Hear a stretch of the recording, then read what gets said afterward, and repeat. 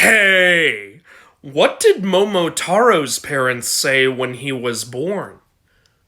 Well, that's just peachy.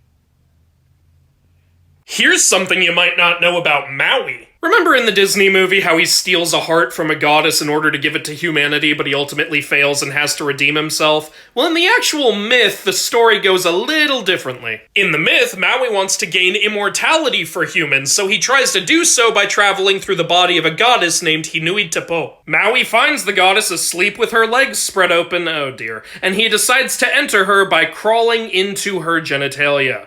Yeah, nice plan. But when his brothers see him doing this, they cannot stop themselves from laughing, which wakes up the goddess. And when she feels what's happening down there, she shuts her legs, and Maui is crushed to death by the obsidian-sharp teeth she apparently had in her genitals. What a way to go. I guess the lesson here is you shouldn't try to enter a woman while she's asleep. Progressive. The Nisoi are Greek spirits of plague and disease. Everywhere they go, they spread sickness. Whoa, it's a good thing those creatures don't actually exist, huh? Well, actually.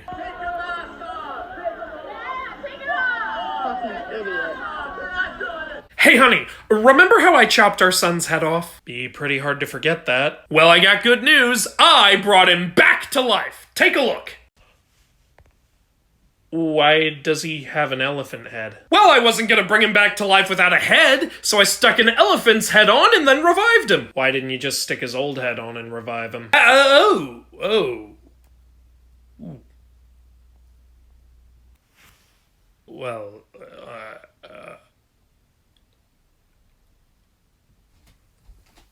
So remember, everyone, love thy neighbor, judge not lest you be judged, and treat others how you wish to be treated. What about women, though? Like, we should still treat them as lesser beings, right? Okay, not sure how you interpreted it that way. Remember how I said treat others how you wish to be treated? Yeah, that would include women. But what about the people with different beliefs than us? Should we kill them? Were you not listening to me? I just said love thy neighbor. That doesn't include murder. Ooh, but what if somebody is living a lifestyle that isn't the exact same kind of lifestyle I live? Surely we should judge that. What is wrong with you people? Seriously, I have been walking all over this country in my bare feet, preaching nothing but peace and love. Why is that so hard for you guys to understand? Why do you keep misconstruing it?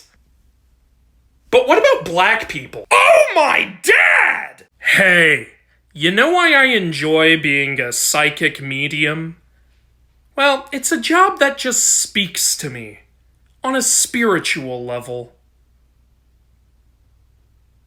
Here's something you might not know about Bast. Bast has been the goddess of a whole lot of things, but did you know she was also the goddess of perfume? Her full name, Bastet, literally translates to she of the ointment jar, and because of this she was regarded as a goddess of ointments and perfumes. She was even given the title, the Perfumed Protector. Hell yeah, if that ain't badass, I don't know what is. Because Anubis is the god of embalming, there was a time when he was considered to be her son, until his mother got switched over to Nephthys. There are even several perfumes and ointments named after her to this day. I'm surprised there aren't statues of her at the Sephora, to be honest. Bonus fact, she's also the goddess of sex.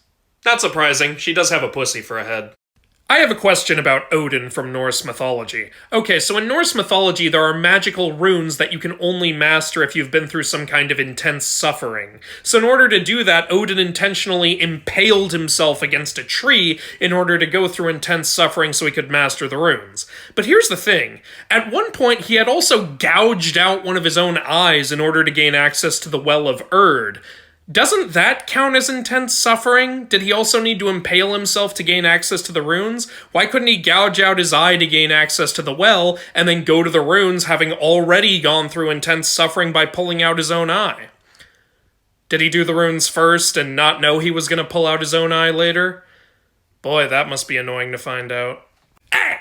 Yo mama's so big the Monkey King's staff can't reach the top of her. Yo mama's so old there is no zodiac animal for her birth year. Yo mama's so fat Pongu used her to weigh down the earth while he held up the sky. Yo mama's so annoying Nuwa regrets creating humans. Yo mama's so dumb the Tao Wu is face palming. Yo mama's so fat the Tao Che couldn't finish her. Yo mama's so annoying the underworld gods took her name out of the Book of Mortals so they wouldn't have to deal with her. Hey, what did the Hindu god of love say to his new lover? Come on, get me. Dude, I heard that the Greek god Koalamos just got a job. What? But Koalamos is the Greek god of stupidity. Who on earth would give him a job? Wow, I gotta say, I'm really surprised you guys are actually taking my suggestions. Are you kidding? These are fantastic. I especially love this idea to censor the dislikes. That's just brilliant. So here's a mythical creature who really needs to get ahead. The Headless Mule from Brazilian folklore. Yeah, what you see is what you get. It's a headless mule with fire shooting out of its neck for some reason. If you want to avoid this creature, which you probably should, you just lay face down and conceal any shiny objects you may have. The creature won't be able to see you then because it has very poor eyesight. Gee, I wonder why. Despite having no head, this thing neighs very loudly and moans in the voice of a crying woman. The reason for this being, this creature actually used to be a woman, but she was cursed to roam the earth in this form as a punishment for her sins. Boy, what a creative way to punish someone. However, there is a way to undo this curse. If you can get close enough to this creature and remove its bridle, it will turn back into a woman and then marry you. Really? So guys, if you're having bad luck with women, just go to Brazil and seek out a headless mule. Wow, Demeter is really sad. Yeah, the poor woman's crying because she lost her daughter and may never see her again. We should do something. We really should. You know what? I'm gonna bang her. Sounds good. Wait, what? It's the perfect time to make a move. She's all depressed and vulnerable. Well, first of all, that's awful. And second, shouldn't you be comforting her? That's your sister. My hot sister. Oh, bro, I really don't think she wants to do that with you. Wants? Sis, have you forgotten how this family works? Whether or not she wants it is not my concern. You know what's interesting about Ganesh? He is known as the remover of obstacles. That's like one of his main things. And yet he was literally created to be an obstacle, to prevent anyone from walking in on his mom while she was bathing. Like, the literal first thing Ganesh ever did was be an obstacle to Shiva, and yet he is now known as the remover of obstacles. Is there some kind of connection there that I don't know about? Do you think maybe Ganesh just hated his first job so much he devoted the whole rest of his life to make it not even be a thing anymore? Hey, you know why Vishnu always looks so young? Because he's Vishnu, not Vish old. So here's a mythical creature who brings about the Yuletide fear. The Yule cat from Icelandic folklore. This cat is the size of a house, and it spends the Christmas season hunting and eating children who have not received new clothes for Christmas. You see, it was a tradition that when good children finished all their chores in time for Christmas, they were rewarded with new warm clothes for the season as a gift. But if a child was lazy and did not finish all their chores, they were not given any warm clothes for the season, and therefore also had to deal with this guy. Wow, that's some solid parenting right there. The Yule cat would prowl around towns on Christmas Day, peeking in through people's windows to see if the kids had new clothes for Christmas. If they did, he would move on, but if they didn't, first he would burst in and eat the child's dinner, rude, and then he would eat the child itself. So you should appreciate those socks you got for Christmas. They are literally keeping you alive. Hey buddy, do you like my sleigh? Yes, sir. It's a very nice sleigh. Why don't you ask me how much I paid for it? Sir, I have a lot of work to do. Ask me how much I paid for it. How much did you pay for it? Nothing! It was on the house.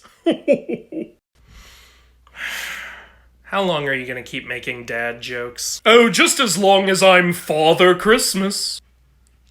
Oh! And what do you want for Christmas, little boy? I want a baby brother. All right. My friends, please eat this bread. You're the Messiah. For this bread is my body. Dude, what the heck? I don't want to eat your body. Oh no. I wasn't being literal. It was a metaphor. Oh, was it?